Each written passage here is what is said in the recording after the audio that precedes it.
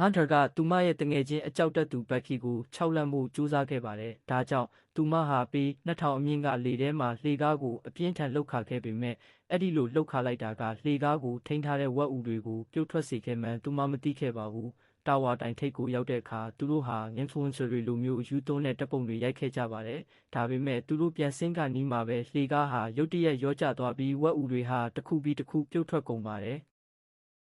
နောက်တစ်စက္ကန့်မှာတော့ Becky ဟာခြေချော်ပြီးပြုတ်ကျသွားခဲ့ပါတယ်။ကံကောင်းထောက်မစွာနဲ့ဘေးကင်းရေးကြိုးကခိုင်မြဲနေခဲ့ပါတယ်။သူမဟာမြေပြင်ကနေပေ2000အကွာမှာလေထဲမှာတွဲလောင်းဖြစ်နေပြီးပျက်စီးနေတဲ့ဒန်းတစ်ခုလိုဟိုဘက်ဒီဘက်ရိမ့်ထိုးနေခဲ့ပါတယ်။တကယ်လို့သူမပြုတ်ကျသွားရင်တော့ရုပ်အလောင်းတောင်ကျန်မှာမဟုတ်ပါဘူး။ Hunter က Becky ကိုပြန်ဆွဲတင်ဖို့ကြိုးကိုအစွမ်းကုန်ဆွဲထားခဲ့ပေမဲ့သူမရဲ့ခြေထောက်ကရုတ်တရက်ချော်သွားပါတယ်။ရုတ်တရက်စောင့်ကန်လိုက်တယ်လို့ဖြစ်သွားတာကြောင့် Becky ဟာထိတ်လန့်တကြားအော်ဟစ်ခဲ့ပါတယ်။ကံကောင်းတာက Hunter ဟာသူမရဲ့ဟန်ချက်ကိုအမြန်ပြန်ထိန်းနိုင်ခဲ့ပါတယ်။နှစ်ယောက်သားပူးပေါင်းပြီးတစ်ယောက်ကဆွဲတစ်ယောက်ကတက်ရင်းနဲ့ရုန်းကန်ပြီးနောက်မှာတော့ Becky ဟာထိပ်ကိုဘေးကင်းစွာပြန်ရောက်လာခဲ့ပါတယ်။